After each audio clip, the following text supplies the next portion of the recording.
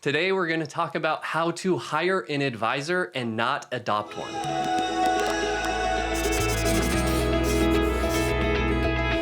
Now, adopt an advisor, what do I mean by that? Well, if you pay your financial advisor more over your lifetime than what each of your children inherit, congratulations, you have adopted your advisor. Now, let's look at an example. Let's say you are heading into retirement with $1 million portfolio. You want to live off the growth and income of that portfolio and leave it behind for your children. If you're paying an advisor 1.5% a year, that means you are paying $15,000 a year for that financial advisor. Over a 30-year retirement, you have paid them $450,000. If you have more than 3 kids, congratulations, you have adopted your advisor. Now, I'm shining light on that because there is a segment of advisors who hold their shingle on being able to outperform the market. If all your advisor is doing is trading in your account, it's probably not worth 1.5%. And let me explain. S&P Global has been tracking the performance of all large cap US funds. And over the last 15 years, only 8% of those funds have outperformed the S&P 500, which most people refer to as the market. So,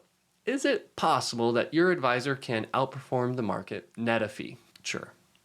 Is it likely? Well, no, right? Because 92% of funds over the last 15 years have not outperformed the S&P 500, especially net a fee. So what are the things that advisors do that are valuable? An advisor that focuses on the things you can control is worth their weight in gold. Let me give you an example. An advisor that's helping you with tax planning and minimizing your lifetime taxes. That is valuable, right? The value of that advisor is worth a multiple of their fee. An advisor that's helping you mitigate risk through diversification, having proper insurance in place, anything that could be financially devastating, addressing that risk. An advisor doing that is worth their weight in gold. Adequate estate planning, making sure that your assets are going where you want them to go upon your passing. That's something you can control, right? That's where an advisor can add value. Here are 7 traits to look for when you are hiring a financial advisor. Trait number 1, look for a fiduciary, somebody who is legally obligated to look after your best interests. This seems obvious, but there is a segment of advisors that fall under a suitability standard. If they can justify being in the ballpark of what you need,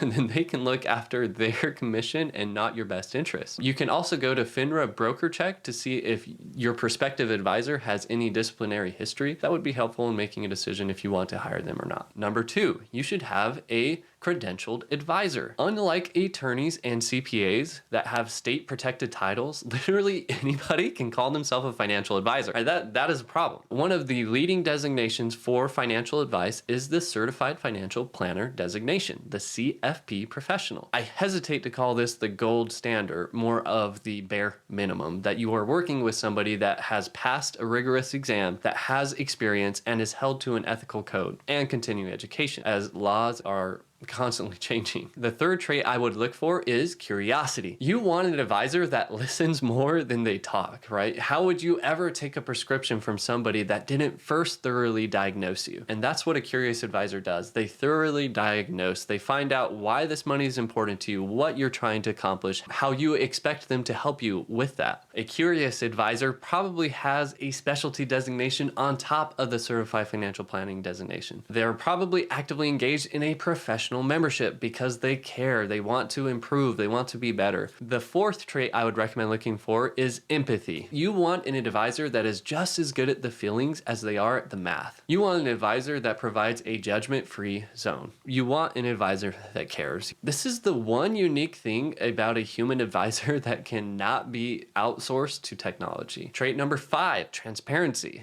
You want an advisor that makes it very clear how they are paid, what services they are offering, and when to expect those services. You want an advisor that has stripped away conflict of interest to position themselves as an educator, not a salesman, when they are providing you financial advice. Trait number 6, look for a proactive advisor. Too often I hear of so many stories of clients not being able to get a hold of their advisor or their advisor not returning their call. If you only hear from your advisor when you initiate contact, and even then you struggle to get a hold of them or have them return a call, that is a problem, right? An ounce of prevention is worth a pound of cure. Typically, this trait shows up when an advisor has an annual service calendar that clearly maps out what they're doing for you behind the scenes throughout the year. Trait number 7, you want an elegantly simple advisor. And let me explain. You don't want a simplistic advisor. Rather, you want the experience to feel elegantly simple after they've navigated you through your complexity. It's common to receive a 3-inch notebook after meeting with a financial advisor, full of charts and assumptions, and